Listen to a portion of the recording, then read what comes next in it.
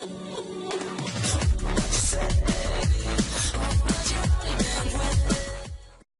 मैं आपकी तरफ देखती हूँ तो मुझे फिर मेरी हालत बुरी हो जाती है।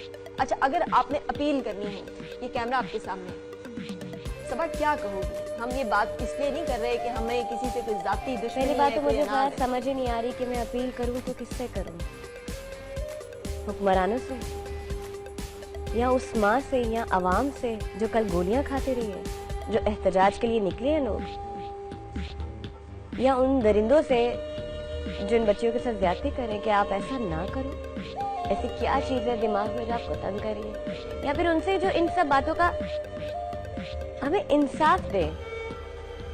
समझ नहीं आ रही ये कहानी कहाँ से शुरू, पता नहीं कहाँ से हो रही है, ये खत्म कब होगी, सिर्फ इस बात का जवाब चाहिए। और कब सुकून आएगा, कब ये पैसे की लालच हमारे अंदर से खत्म हो जाए, कब हम सोचेंगे कि सिर्फ ज़ैनब नहीं हमारे घर की बच्ची के साथ भी हो सकता है, कब उसका पेन फील, मैं जो रो रही हूँ, मुझे जो तकलीफ हो रही है, मुझे लग रहा है कि जैसे वो मेरी बहन मेरी बच्ची थी। मुझे नहीं लग रहा कि वो माँ बाप की बच्ची, किसी की भी बच्ची थी। मैं सिर्फ ये सोच रही हूँ कि मेरी वो कुछ नहीं लगती, ना कोई खून का रिश्ता, ना कोई और इंसानियत का रिश्ता है।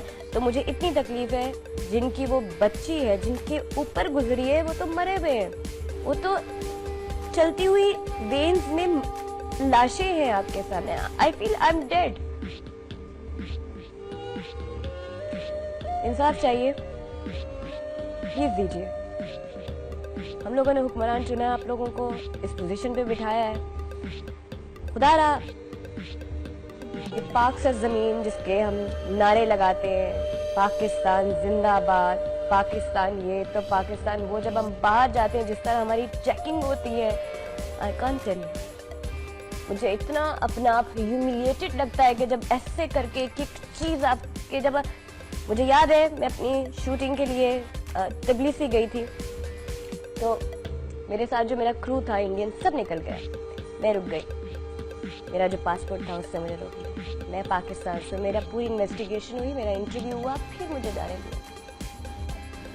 उस दिन मुझे एहसास हुआ कि ये इज्जत है हमारी, ये हमारी पोजीशन है, कहाँ स्टैंड करते हैं हम।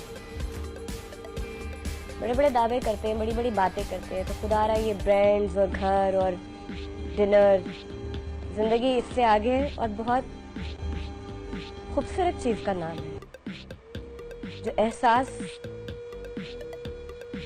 बड़ा जरूरी है। एहसास नहीं है क्योंकि इंसान में ना फीलिंग्स ही तो है। हाँ। किसी का दर्द महसूस करेंगे तो कुछ करेंगे। एहसास ज़मीर का, ये एहसास है जो मुझे आज यहाँ लेकर आया। वरना मेरा दिमाग खराब था, मैं अपनी नींद आराम करती, मैं भी आराम से अपना सर्दियों में बिस्तर गर्म करती, मैं सोती।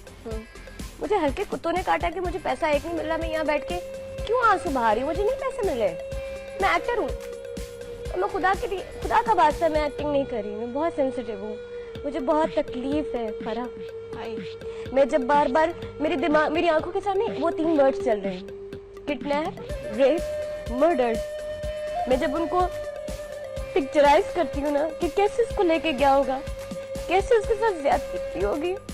मैं सुबह बाथरूम गई हूँ, इतनी सर्दी लगी मुझे और मेरा दिल कांप गया ये सोच के कि कितनी सर्दी में वो बच्ची तड़पी होगी, कितनी तकलीफ में। जस्ट इमेजिन, आप में से भी किसी के साथ हो सकता है। क्यों नहीं ये लोग सोच रहे, क्यों कोई जवाब नहीं दे रहा, क्यों ये सोच रहे हैं ये तो होता रहता है, ये तो चलता रहेगा, ये क्यों चल रहा है, ये क्यों खत्म नहीं हो रहा, ये क्यों चलता रहेगा। और फिर हम आवाम किसका इंतजार करें। आज कानून अगर हमारा साथ नहीं दे रहा, आज अगर ये पुलिस वाले ये अहलकार गोलियां चला रहे हैं तो फाइन, कल को वो बंदा हमारे हाथ लगता है, फिर हम उसके साथ जो मर्जी करें।